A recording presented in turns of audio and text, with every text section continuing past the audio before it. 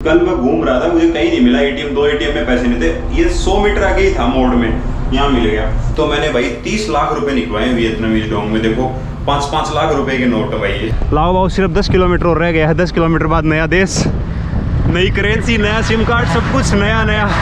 तो दोस्तों वियतनाम का आखिरी टाउन आ गया है और पता ही नहीं चला कब यहाँ पर 45 दिन बीत गए।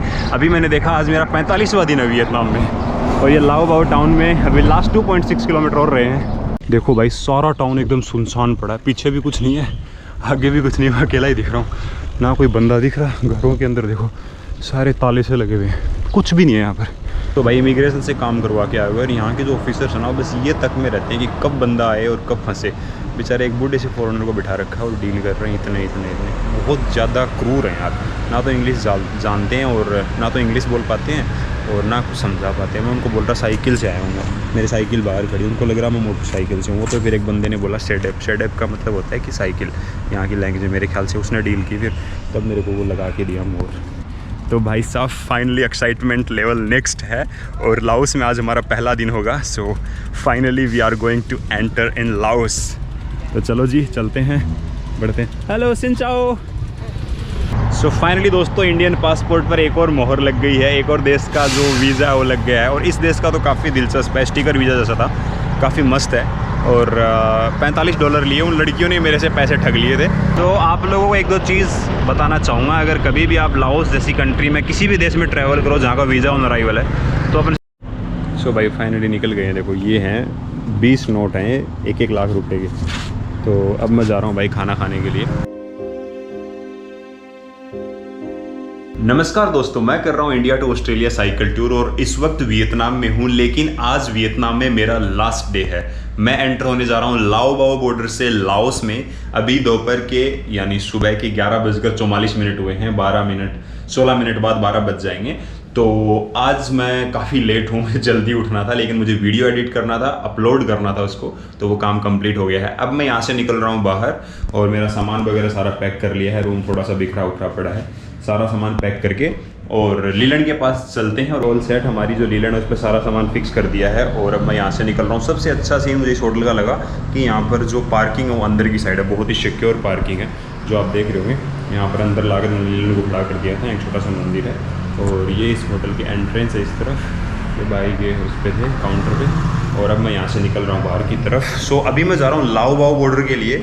लाओ बाओ बॉर्डर है वो यहाँ से 21 किलोमीटर दिखा रहा है। मेरे पास इंटरनेट नहीं है इसलिए मैं यहीं से अपना जो मैप है वो लगा के निकलूँगा सीधा लाओ बाओ बॉर्डर के लिए। फिर लाओ बाओ बॉर्डर से हम लोग एंटर हो जाएंगे। तो भाई स्ट्रेचिंग वगैरह कर लिए, 2-4 मिनट का काम हो गया। अब मैं निकल रहा हूँ। ये पूरा हाईवे जो आप देख रहे हो सीधा जाएगा इधर लाओ बाओ बॉर्डर के लिए। 21 किलोमीटर बाद हम लाओ बाओ बॉर्डर पहुँच जाएंगे। लेकिन फिलहाल मेरे पास एक भी पैसा नहीं है। तो मुझे कल रात को मैंने 2-3 ATM में ट्राई किया, कहीं भी यहाँ पैसा नहीं था, कोई आउट ऑफ सर्विस था।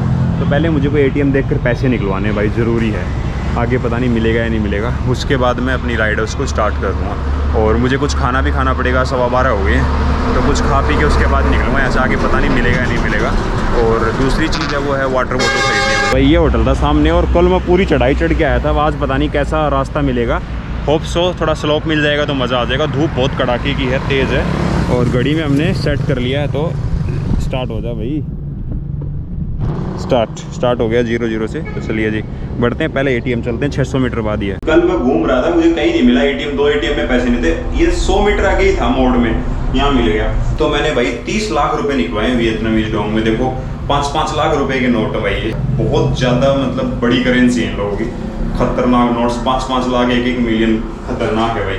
सो पैसे आ गए हैं, अब कोई दिक्कत नहीं है। अब देखते हैं आगे क्या होता है। डॉलर में एक्सचेंज करवाना है, उसके बाद कंट्री में एंटर करना है। और मैंने थोड़ा एक्स्ट्रा निकलवा लिया ताकि अगली बार जब आऊँगा तो दिक्कत नहीं होगी। भाई साहब इनको छुपा के भी रखना पड़ेगा इमिग्रेशन ऑफिसर से। पता क्या करते हैं लोग, जब वो आपके पास चेक कर लेते हैं कि आपके वॉलेट में है या नहीं है, तो इनको मैं छुपा के रख दूँगा पहले ही अपनी लीलन के ऊपर बैग में। और उसके बाद अपन जाके उनको दिखा देंगे भाई नहीं है पैसे, थोड़ा बहुत उनको देना पड़ेगा, मुझे ऐसा लग रहा है। क्योंकि भाई मानते नहीं है लोग। लाओस और वियतनाम, कंबोडिया, इन देशों के इमिग्रेशन ऑफिसर्स हैं बहुत ज़्यादा करप्ट हैं। तो ये बैंक था भाई MB करके है। और यहाँ पर कई सारे बैंक है। एक वियतमिन बैंक है, वियतमिन बैंक, उसमें आप 20 लाख निकलवा सकते हो और यहाँ आप निकलवा सकते हो 30 लाख, यानी 3 मिलियन डोंग। तो चार्जेस थोड़े कम लगते हैं, एक साथ निकलवा लो तो फ़ायदा रहता है। तो मेरा काम हो गया, अब बढ़ता हूँ और इस डायरेक्शन में जाना लाओ बाओ।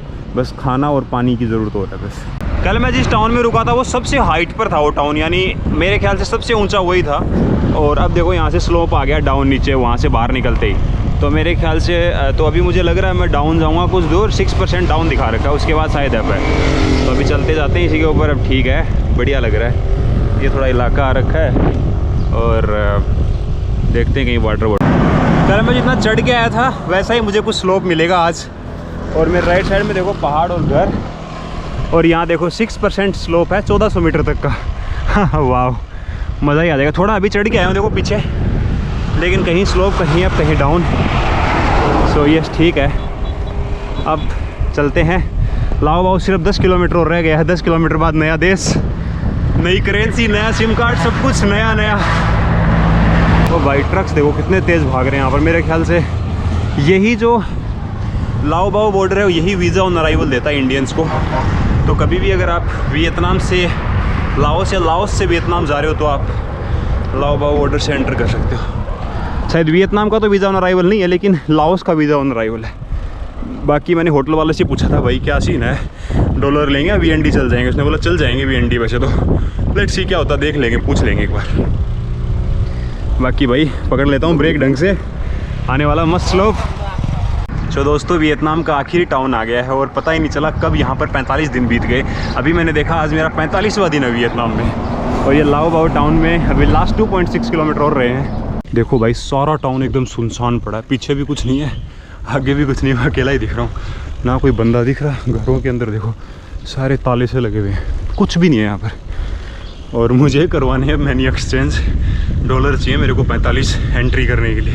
$45 लगते हैं, बाकी देशों के $25 से काम चल जाता है। अभी चढ़ाई चढ़ रहा हूँ तो यहाँ कोई दुकान भी नहीं दिख रही, कुछ नहीं दिख रहा। चलो देखता हूँ, थोड़ा आगे चलता हूँ। लास्ट 1.5 किलोमीटर और रहा है बस। तो भाई 45 दिन बिता दिए वियतनाम में। अच्छा किया मैंने मल्टीपल एंट्री का वीज़ा ले रखा था, नहीं तो मेरा कैसे रह पाता है यहाँ पर मैं। बढ़िया था बट एट द एंड मज़ा आया यहाँ पर। अभी तो देखते हैं क्या प्लान बैठता है। अब आए ट्रक व्रक, एक बार फिर से चेक कर लेता हूँ सही डायरेक्शन में तो जा रहा हूँ, ढलान में जा रहा हूँ लाओ बाओ बॉर्डर की तरफ। हाँ ये सही, अभी आने ही वाला है बस। लेकिन यार कोई दुकान नहीं आई, कुछ नहीं आई, मनी एक्सचेंज कुछ भी सीन नहीं था। ये थोड़ा दुखदायक लग रहा है मेरे को। मेरे पास USD नहीं है, देखते हैं क्या होता है, वहीं जाकर पता चलेगा। वापस आना पड़ेगा फिर टाउन में, देखता हूँ यार। चलो अभी चलता हूँ आगे की तरफ। ये भाई पेट्रोल पंप आ गया, लास्ट देख लो वियतनाम को। अब मेरे को 15-20 दिन और लगेंगे वापस वियतनाम में आने में, क्योंकि मैं वियतनाम से ही चाइना देश में एंटर करूँगा। तो वियतनाम में मुझे वापस आना पड़ेगा। तो देखते हैं कितने दिन बाद एंट्री होती है वियतनाम की। तो भाई ये नज़ारा यहाँ से देखो, पूरा स्लोप है लास्ट में। घर काफ़ी अच्छे बना रखे हैं बॉर्डर पे इन लोगों ने, बढ़िया बढ़िया घर हैं सब लोगों के। बट कहीं भी मनी एक्सचेंज नहीं दिख रहा बस।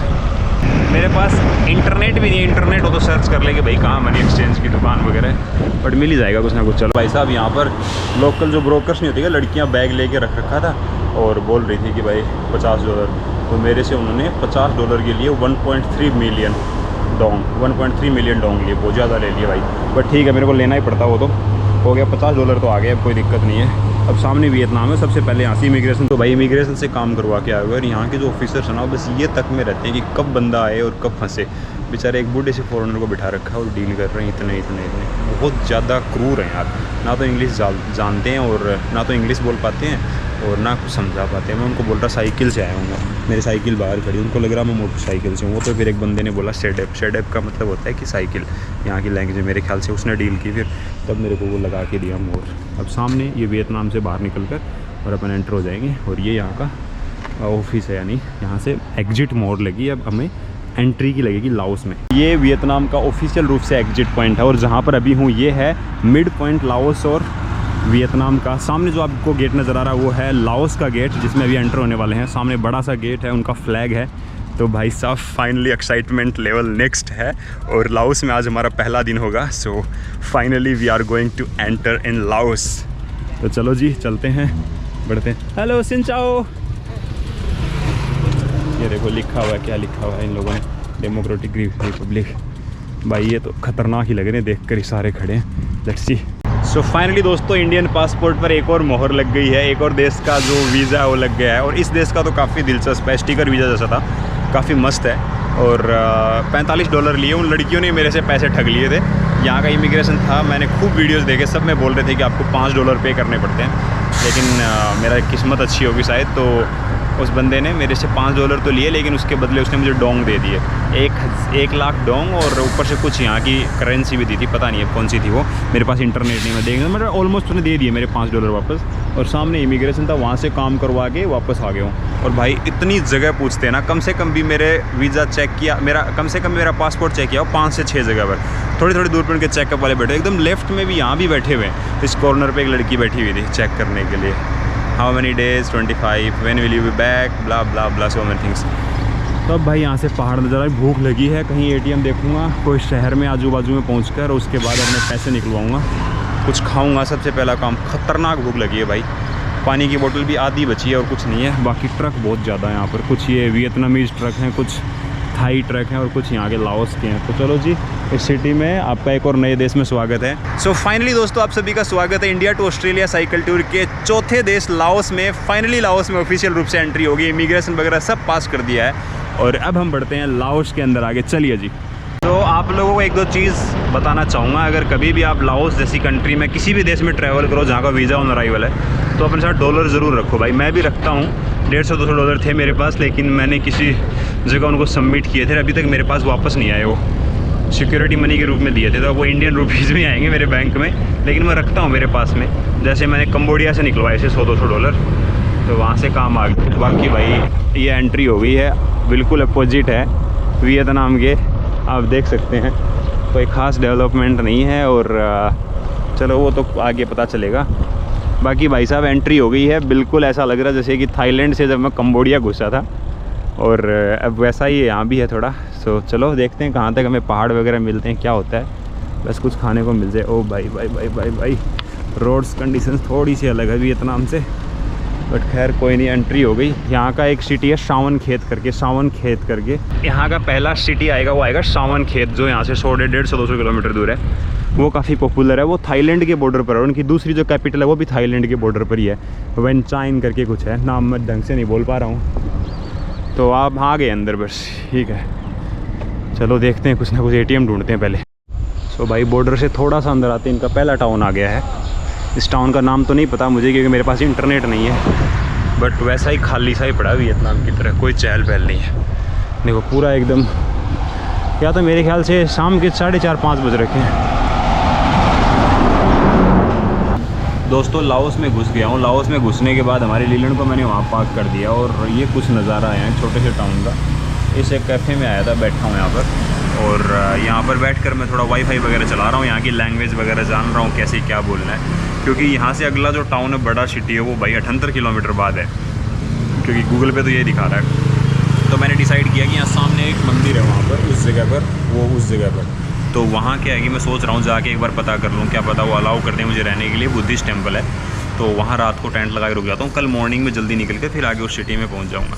तो आज रात को मैं यहीं सोने वाला हूँ, और इस कैफ़े में मुझे वाईफाई मिल गया, तो उसी वाईफाई से मैं यूज़ करके और थोड़ा सा यहाँ लिख रहा हूँ कि भाई क्या बोलूँगा उनको जाके, कैसे उनसे वो करूँगा, क्योंकि यहाँ का ATM भी काम नहीं कर रहा है।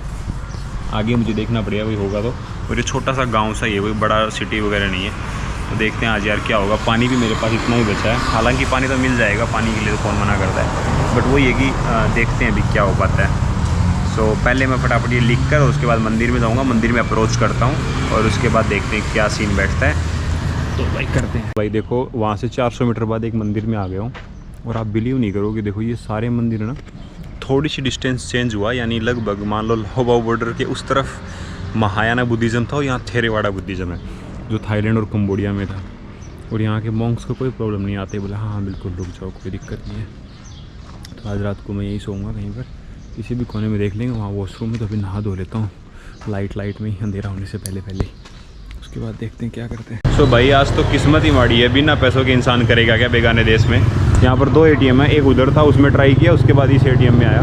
पहले वाले में पैसे थे, लेकिन एक लड़की ने पता नहीं भाई कितने पैसे निकाले मेरे सामने खड़ी, जब तक ATM में पैसे नहीं ख़त्म हो गए तब तक पैसे निकाल रही थी, और जब ख़त्म हो गए तब उसके बाद मैं स्माइल दे के निकल गई। मैं कहा जी बढ़िया किया, और ये एटीएम भाई इसमें काम नहीं कर रहा है। यहाँ 2 ही एटीएम है पूरे टाउन में, छोटा सा गांव है, और इसमें सबसे ज़्यादा लॉटरी बेच रहे हैं, और हर एक जगह पर लॉटरी कुछ करी चीज़ बेच रहे हैं नॉन वेजिटेरियन। तो ये पूरा टाउन ऐसा ही है भाई साहब। इधर बॉर्डर है यहाँ से 200-300 मीटर, और सामने कल मैं निकल जाऊँगा सीधा। अब देखता हूँ, आज शायद भूखा ही सोना पड़ेगा, कल सुबह निकलूँगा अगले टाउन से वैसे, और उसके बाद में मैं खाऊँगा। सो भाई फाइनली निकल गए हैं। देखो ये हैं 20 नोट हैं 1-1 लाख रुपए के। तो अब मैं जा रहा हूँ भाई खाना खाने के लिए, क्योंकि पहले मेरा ये जो SBI का ATM था वो काम नहीं कर रहा था भाई, सरकारी बैंक का, पता ही आपको। और ये कुछ ऐसे नोट हैं भाई बड़े बड़े से, देखो इनके पीछे से आगे से इनके पीछे कुछ बना हुआ है। तो ठीक है, अब चलो चलते हैं, कुछ खाते हैं। सबसे पहले जूस पीऊँगा भाई, पैशन फ्रूट का दिखा था। सो भाई घूमकर मंदिर में वापस आ गया हूँ। जो मॉन्क है यहाँ पर, वो देखो मंत्रों का उच्चारण कर रहे हैं मोमबत्ती के सामने। ये पूरा मंदिर का दृश्य है। और पीछे जिस गांव में गया था, वहाँ इतनी लॉटरियाँ बेच रही हैं लड़कियाँ, यानी हर एक दुकान, हर एक घर के बाहर एक लड़की होगी। और वो लड़की लॉटरी सेल कर रही है। और इसके अलावा मोस्टली यहाँ पर मैंने आदमियों को कम, औरतों को ज़्यादा ड्रिंक करते हुए देखा है। यहाँ पर जितनी भी दुकानें थी सब जगह पर, मतलब लोग भी कर रहे थे साथ में बैठकर, फैमिली वाले सब लोग। तो ये लोग काफ़ी डिफरेंट कल्चर है अपन लोगों से। मैं इनको जज नहीं कर रहा कि भाई ड्रिंक क्यों कर रहे हैं, पर बता अपन लोगों से काफ़ी डिफरेंट है। इस मंदिर के गेट के बाहर जाओगे, वहाँ भी अभी 4-5 बंदे बैठ कर ड्रिंक कर रहे हैं गेट के बिल्कुल बाहर, और एक अंदर मॉन्क रिलीजियस स्टडी कर रहे हैं, मंत्रों का उच्चारण कर रहे हैं। तो डिपेंड आप पर करता है आपको क्या ग्रहण करना है और क्या छोड़ना है। तो भाई ये मंदिर का दृश्य आ गया। वहाँ कोने में मेरी साइकिल खड़ी है और वहीं सोऊंगा मैं आज। तो देखते हैं आज क्या होता है।